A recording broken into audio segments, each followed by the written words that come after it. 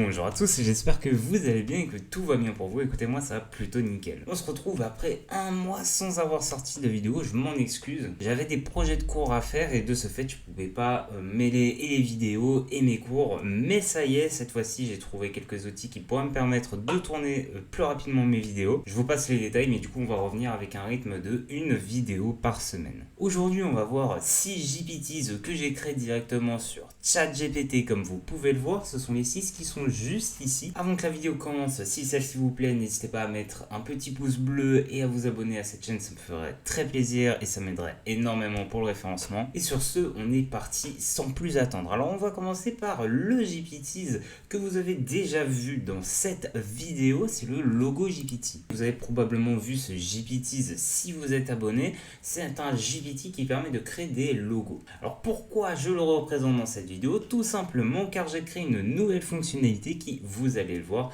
est très intéressante. Alors comme vous pouvez le voir, je lui ai demandé de créer un logo avec un ordinateur portable et un feuillage autour style Olivier. Vous savez, c'est les petits feuillages un peu style prestige. Alors là j'ai cafouillé un petit peu, mais on va revenir sur ce qu'il va nous demander ici. C'est ici que ça va changer principalement. On va avoir donc quel style cherchez-vous pour votre logo? Avez-vous des couleurs préférées ou des couleurs à éviter? Souhaitez-vous que le feuillage ait une apparence plus réaliste ou stylisée? Et c'est la quatrième question qui va nous intéresser. On va nous demander combien de versions du logo souhaiterions-nous avoir 1, 4 ou 9 logos pour avoir plus de choix. C'est là que c'est intéressant puisque, comme vous le savez, avec les GPTs, on ne peut créer qu'une image à la fois. Et avec ce GPT, j'offre la possibilité de créer un logo, 4 logos, 9 logos en même temps. Alors il y a un petit mais, c'est que c'est en une seule image. Donc DALL-E va générer une image avec dedans 9 logos. Donc ils seront bien distincts. Donc pareil, si vous voulez en faire 4, on va faire un exemple. Donc on va lui demander de générer tout simplement 9 logos. Donc on lui a demandé de créer 9 logos modernes et minimalistes. Et je lui ai demandé par exemple, lorsque vous ne savez pas les couleurs que vous voulez mettre, ça peut être intéressant de faire des variantes de couleurs pour tester. Et donc vous voyez, on a donc une image avec 9 logos. Et donc on voit par exemple que les logos ici sont distincts. Alors celui-là un petit peu moins comme vous pouvez voir puisque c'est un peu la même couleur de fond, mais on voit un petit trait blanc si vous regardez bien. Donc après il y a des logos qui sont distincts de base. Par exemple là vous voyez le bleu et celui-là, c'est pas mélangé, c'est vraiment bien distinct. Comme ça après on peut venir derrière avec une application les rogner et donc obtenir un seul et même logo. L'inconvénient du coup c'est que si vous faites 9 logos en une image, c'est que vous allez perdre en qualité sur forcément un seul logo mis à part.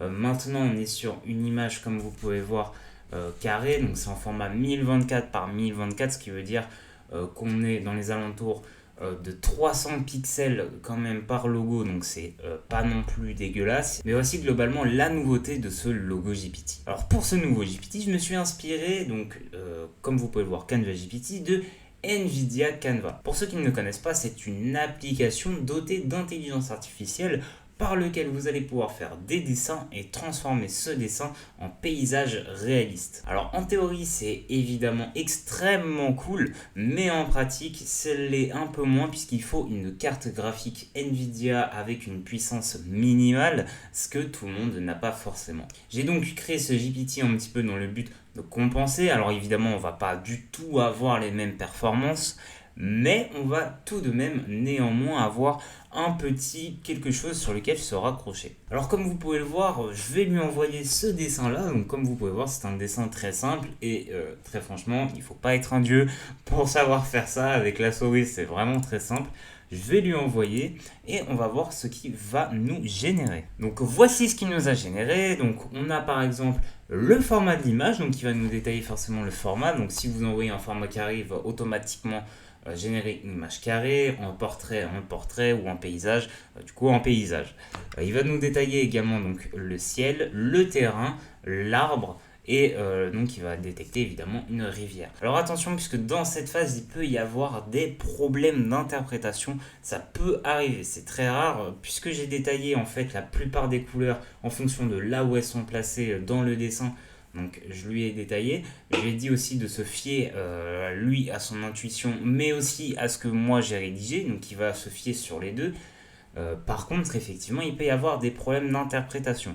C'est à vous aussi derrière de dire, par exemple, tu t'es trompé, ici ce n'est pas ça, c'est tel élément, et il va corriger. Maintenant, comme je vous l'ai dit, ça m'est arrivé une fois et c'était au début de mes tests, donc ça ne fait pas arriver énormément de fois. Mais voilà, si ça arrive, il ne faut pas s'étonner, ce n'est pas complètement parfait. Et vous allez le voir maintenant aussi au résultat que ce n'est pas parfait, puisque vous allez voir qu'il va générer ceci. Alors on est quand même, quand on regarde sur la ligne conductrice majeure, hein, donc on a bien l'arbre, le ciel, la rivière, etc. On a la courbure de la rivière, on a les éléments principaux. Maintenant, évidemment, on n'est pas sur quelque chose de très précis. Il va générer une image qui va ressembler à celle-ci et donc pas copier, imiter à la perfection et vraiment à partir de ce que vous avez mis, générer au pixel près une image comme par exemple le fait Nvidia Canva. Donc il génère mine de rien une image qui est très belle, qui ressemble globalement à celle qu'on a mis, mais globalement elle n'a pas une précision inouïe. Donc c'est ça aussi qu'il faut garder en tête et ne pas oublier, c'est que l'IA ne pourra pas générer une image totalement identique. Alors nous voici maintenant sur un nouveau GPT qui est Image to AI Image. Donc le principe il est simple, il est de créer une nouvelle image à partir d'une autre image donc déjà existante. On est sur un peu le même principe que Canva, sauf que là on va partir sur une image réaliste et on va voir qu'on peut modifier les détails. Donc par exemple, je lui ai envoyé une image d'un tigre et donc il va détailler cette image. Donc il va utiliser un peu le même process que le Canva GPT dans le sens où il va détailler l'image, donc que ce soit son format, l'ambiance de l'image, le premier plan, arrière-plan, les couleurs utilisées, l'expression par exemple des éventuels animaux, personnes, etc. Il va, comme vous pouvez le voir, vraiment détailler énormément l'image. Et ensuite, il va vous poser la question, souhaitez-vous modifier le style de cette image pour la génération avec DALL-E ou ajuster certains détails avant de procéder. Formulé d'une autre manière, c'est l'occasion dans ce prochain prompt de modifier certains détails dans l'ensemble, de modifier le style de l'image, par exemple afin d'avoir une image différente générée grâce à l'intelligence artificielle. Par exemple, là, on va lui demander de régénérer la même image, mais dans un style Disney. Et de plus, on va lui demander de remplacer le tigre par un chat. Alors voici le résultat final. On a finalement ce qu'on voulait. On a donc une image qui a été générée. Donc à la place du tigre, on a un chat. Donc ça c'est plutôt bon. Vous voyez qu'il a repris un peu le pelage du tigre. Ça pareil, c'est des choses que vous pouvez préciser ou non. Moi personnellement, ça ne m'arrange pas plus que ça.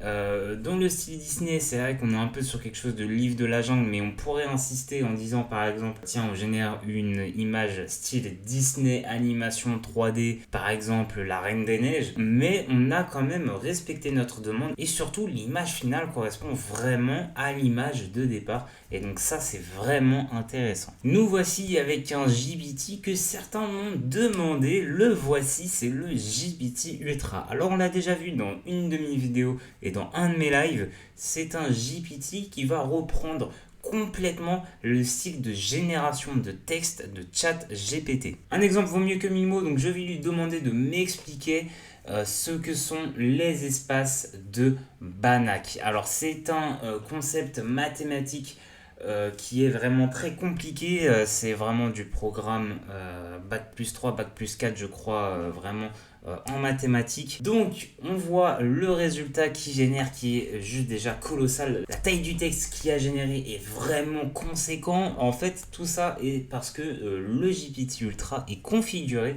pour écrire une rédaction en utilisant le maximum de caractères possibles en un message. Alors plus globalement, ce que ce GPT fait, c'est du prompt engineering. Donc il va y avoir une formation qui va arriver normalement d'ici les prochains mois sur le prompt engineering sur ma chaîne YouTube. Si ça vous intéresse, je vous invite fortement à vous abonner. Mais globalement, ce GPT va permettre de toutes les règles de prompt engineering, de les appliquer automatiquement sans même que vous ayez besoin de faire quoi que ce soit. Et comme vous pouvez le voir, il a une rédaction quand vous regardez qui n'a rien à voir avec celle vraiment très propre, très soignée de ChatGPT. On voit que vraiment il a une explication très humaine, très pédagogue, très simple et surtout on voit qu'il a une rédaction qui est vraiment très particulière, qui se détache vraiment de ChatGPT. Par exemple, là vous voyez, je lui ai demandé de rédiger un cours sur les éléments Ajax en HTML. Donc on est sur une demande qui n'est pas une explication mais une rédaction. Et vous allez voir qu'il n'a pas la même manière de formuler, bien que par exemple, là vous voyez ici typiquement il va expliquer donc ce que fait en fait un élément Ajax, comment ça marche et surtout ce qui change par exemple des autres éléments d'une génération typique de page. Mais ça ne nous empêche pas derrière d'avoir des éléments concrets, d'expliquer formellement quand il le faut ce qu'est un élément Ajax. En résumé, GPT Ultra, c'est trois choses. Donc, une rédaction qui est complètement détachée de ChatGPT, une rédaction plus simple, et ce qui va permettre aussi d'échapper aux vérificateurs de texte d'intelligence artificielle. Ça, c'est globalement utile pour les petits filous qui veulent faire leur devoir avec l'intelligence artificielle. Bon, après, c'est votre problème si vous le faites, c'est pas le mien.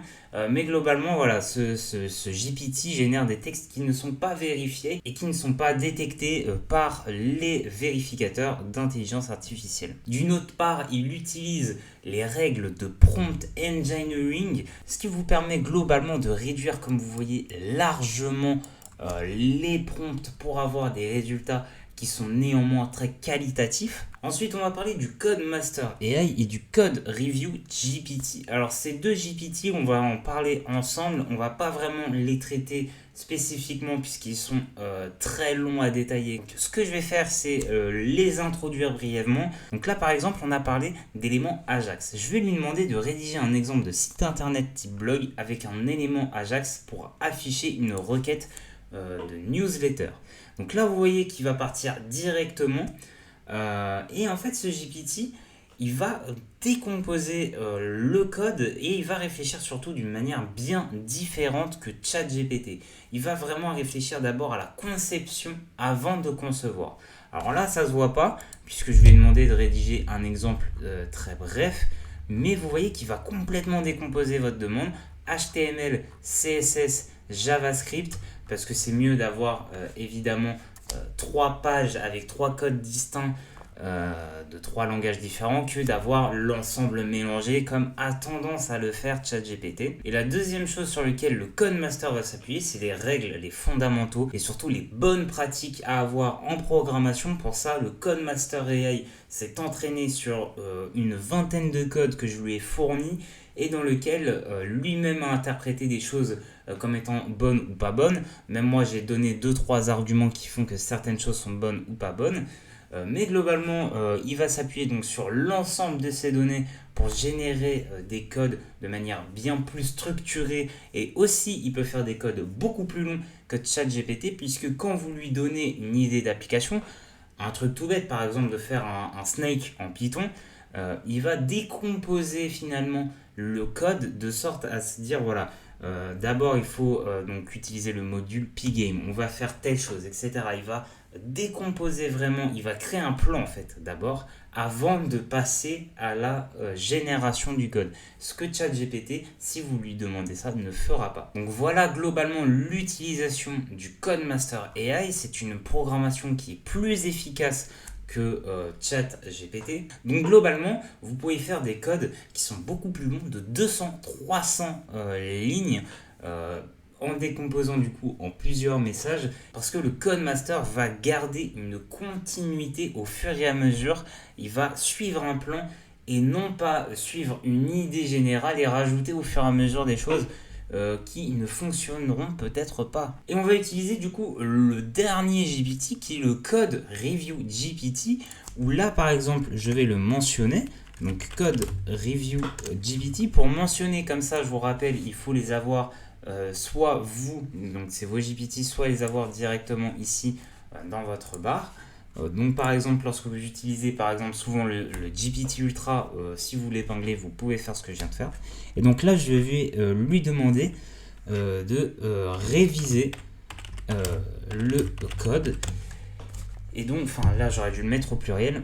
Mais donc là, il va donner par exemple des suggestions pour améliorer les choses, puisque évidemment le code master peut ne pas forcément penser à tout, c'est aussi une chose. Mais pareil, le code Review GPT va s'appuyer pareil sur des bonnes pratiques, des fondamentaux, à s'appuyer en programmation avec pareil des ensembles de données sur lesquels il va s'appuyer. Donc son but est tout simplement de réviser le code pour pouvoir par la suite, par exemple vous écrivez un code, il y a quelque chose qui ne marche pas, vous l'envoyez directement, ce sera de meilleurs résultats. Et moi qui travaille en informatique, qui fait des codes, je vous confirme que ça marche vraiment pour le coup mieux avec le code Review GPT qu'avec ChatGPT, où il y a des fois, je suis obligé de préciser beaucoup plus mon problème pour qu'il trouve la bonne solution, puisque ChatGPT est un petit peu fainéant. Voilà, en tout cas, la vidéo est terminée. J'espère que ça vous a plu. Si c'est le cas, n'hésitez pas à mettre un petit pouce bleu et à vous abonner. Et avant de vous laisser, j'ai une dernière chose à vous dire.